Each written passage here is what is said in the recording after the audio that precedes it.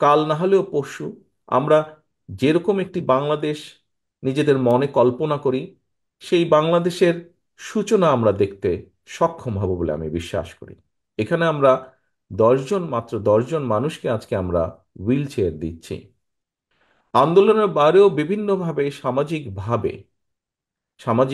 ভাবে বহু মানুষ, আমাদের বিভিন্ন পরিবারে বহু মানুষ আছেন যারা বিভিন্নভাবে জন্মগত কারণেই হোক, জন্ম অবস্থা থেকেই হোক, অথবা বিভিন্ন অসুখের কারণেই হোক, পঙ্গুত্ব বরণ করতে হয়েছে।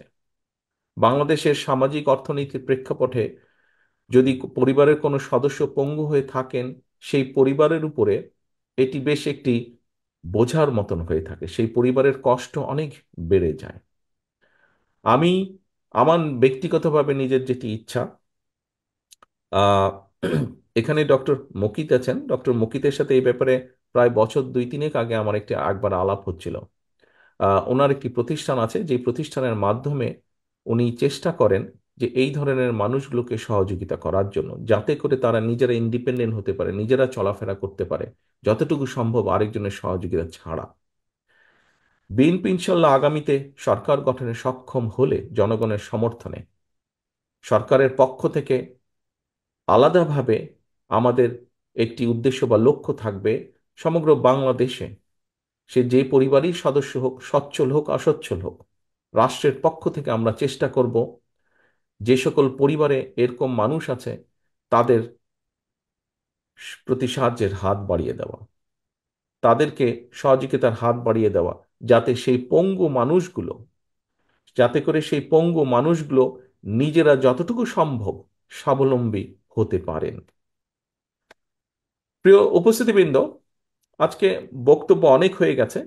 আমি মনে করি আসলে এখন যত না বক্তব্য দেওয়া উচিত, তার থেকে বরং যতটুকু সম্ভব সময় বাঁচিয়ে সেই সময়টা কাজে লাগানো উচিত। এখানে আমরা বিএনপি পরিবারের উদ্যোগে আজকে উদ্যোগ গ্রহণ করা হয়েছে কিছু মানুষকে সহযোগিতা করার। আমাদের উদ্যোগ থাকবে, আমি আগেও আহ্বান করেছি, এখানে বহু মানুষ আছেন এই ঘরে, আপনাদের সকলের কাছে এবং সাংবাদিক ভাইরা আছে, আপনাদের মাধ্যমে আমি বাংলাদেশের সকল মানুষকে বলতে চাই, কারো মাধ্যমে যাবার দরকার নেই।